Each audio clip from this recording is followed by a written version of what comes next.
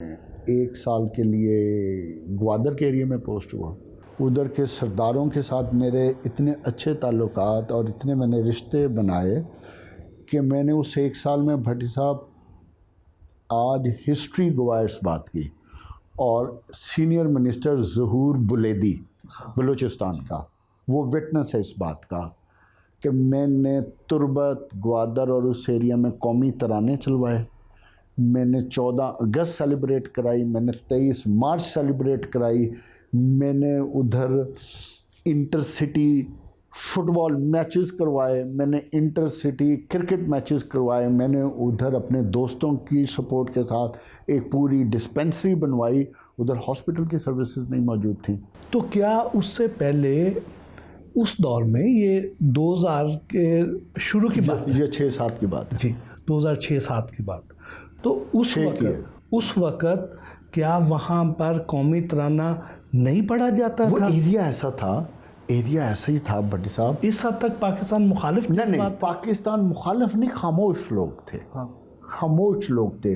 वो जो होती है ना, जिस जोश और जज्बे के साथ हम इधर पंजाब में 23 मार्च और 14 अगस्त मनाते, उस तरह मनाया नहीं जाता था। क्योंकि उधर के लोग, जो मैंने देखा था कि सोसाइटी में, कि उधर के लोगों को जो उनकी बेसिक ज़रूरियात है ना, उन पे तवज्जो नहीं दे रही थी हुकूमत, जिसकी वजह से उधर के लोग हुकूमतों से बहुत ज़्यादा नफ़रत करते थे। तो उस चीज़ को ख़त्म करने के लिए मैंने एक्टिव रोल अडॉप्ट किया। और उसी दौरान मैंने पाकिस्तान की तारीख़ की, उस इलाके की तारीख़ की सबसे बड़ी ओपीएम की कंसाइनमेंट पकड़ी। अच्छा। 1500 किलो। पूरा वाक़या बताए ना। हुआ ये भट्टी साहब, हम निकले हुए थे इलाके में पेट्रोलिंग के लिए। तो मेरे साथ उस वक़्त 2 गाड़ियाँ और कोई 22 जवान गनमैन चलते थे। तो मैंने फिर अपनी एक गाड़ी को एक पॉइंट पे रोका। मैंने कहा यार आप इधर रुको, अलॉन्ग विद 12 जवानों के साथ, और जो 10 थे वो मेरी गाड़ी में थे। तो मैंने कहा मैं आगे ज़रा आगे तक देख के आता हूँ कि कोई ऐसे शरपसंद अनासर्स या कोई ऐसे लोग तो मौजूद नहीं है। तो जैसे ही भट्टी साहब में एक पहाड़ी सिलसिला, उधर आपको पता है बलूचिस्तान में जो पंजगूर, तुर्बत, बुलेदा, ये वो एरियाज़ हैं भट्टी साहब जहाँ आपको मीलों मील आबादी नज़र नहीं आती, मीलों मील दरख्त नज़र नहीं आता, मीलों मील पानी नज़र नहीं आता। खुश्क पहाड़ हैं, कोई सड़क नहीं है, और आप सिर्फ रास्ते खुद आपने चुनने, उस पर चलने। तो भट्टी साहब हम जैसे ही मैं एक पहाड़ की वो क्या कहते होते हैं, कर्व पे पहुंचा ना, तो जैसे ही मैंने टर्न लिया तो एकदम मेरे पे फायरिंग स्टार्ट हो गई। तो अब चूँकि मेरे गाड़ी में पीछे 9 लोग थे बंदूकों के साथ, वो काउंटर बैटल हुई, डिसमाउंट हुआ, और वही जो रॉकेट लॉन्चर मेरे ऊपर से गुजरा। ठीक है, वो मुझे आज भी याद है। मेरा जो ड्राइवर था ना, उसने मेरी गर्दन पे हाथ मार के कहता, सावा नीचे गिरो, दलेर मत बनो इतने। क्योंकि मैं भी, मेरे हाथ में भी राइफ़ल थी, तो हम गन बैटल चल रही थी, बिल्कुल फिल्मी सीन था। तो हम फिर उधर लेटे, तो मेरे ऊपर से शू करके रॉकेट लॉन्चर गिरा। और अगर आप नीचे ना होते? हाँ, तो गया था, ऊपर वाला हिस्सा गया था। हम ये समझ रहे थे कि ये कोई शरपसंद है नासर, जिन्होंने हमें देख के फायरिंग स्टार्ट की है। बट एनीवे, तो वो उस पूरी गन बैटल में अल्हम्दुलिल्लाह हमने ना उनकी गाड़ी जानी दी, उनके 4 बंदे हमने गिराए, और 4 बंदे गिराए और 3 भाग गए थे उनके। जो आपको इतना बड़ा अवार्ड दिया गया यूनाइटेड नेशंस की तरफ से, वो क्या वाक़या था जिसकी वजह से आपको मुस्तहिक करार दिया गया उस अवार्ड का? उस वक़्त मेरी एज थी 21-22 साल, और तो हमारे जो कमांडर थे ब्रिगेडियर बदर मुनीर, उन्होंने कहा कि हमें एक ऐसा ऑफिसर चाहिए जो एनर्जेटिक हो, यंग हो, जो 12-14 घंटे 16 घंटे काम कर सकता हो। तो पहली सिलेक्शन ये थी, पहला क्राइटेरिया ये था। हाँ, उन्होंने कहा जो यंग और जो सबके साथ कोऑर्डिनेट कर सके, क्योंकि हमने कोई 16-17 मुल्कों के साथ कोऑर्डिनेट करना था, और अपने मेरे 52 ऑफिसर और कोई तकरीबन 1500 लोग थे। मेरे पास 4 असाइनमेंट्स थी।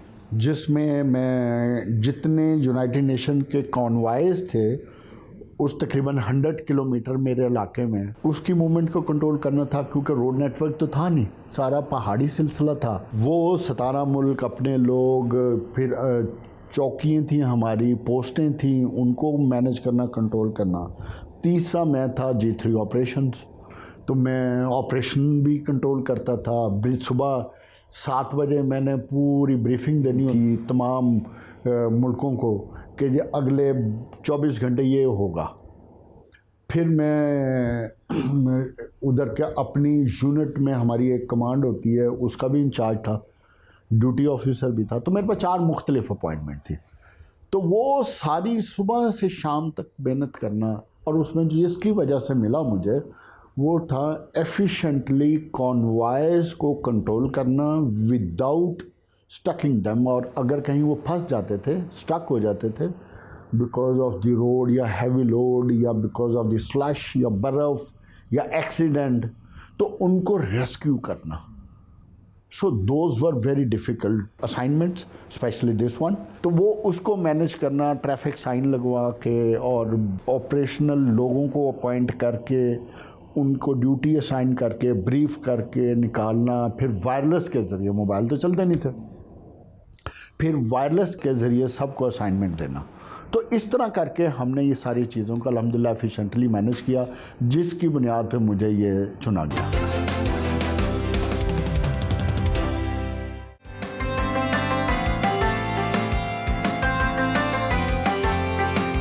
सुंदर इंडस्ट्रियल एस्टेट में वाक़ई अपने दफ्तर की तरफ रवाना हुए।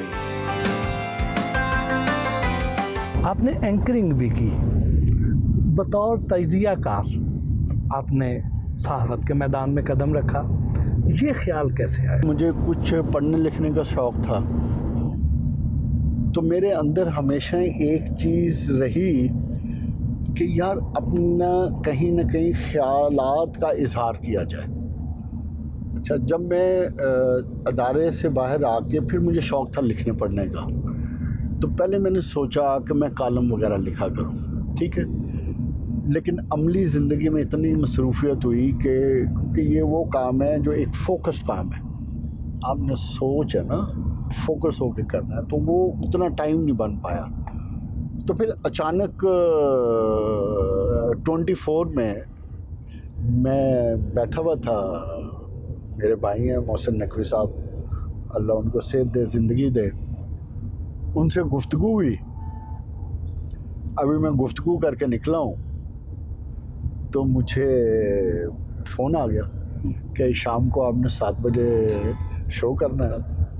और मुझे याद है, मैंने प्रोड्यूसर अली इमरान था, तो मैंने उसे कहा, मैं कि यार कल का रख लो, आज का नहीं। उन्होंने कहा नहीं सर, आज ही करना है। अगर हम चारों सूबाई हुकूमतों की कारकर्दगी का अगर हम मुआवजा करें, तो आप रैंकिंग में किस सूबे की परफॉर्मेंस को पहला नंबर देंगे, किसको दूसरा, किसको तीसरा और किसको चौथा? ऑनेस्टली देखा जाए तो हमारे पंजाब की हुकूमत बाकियों से बहुत बेहतर परफॉर्म कर रही है।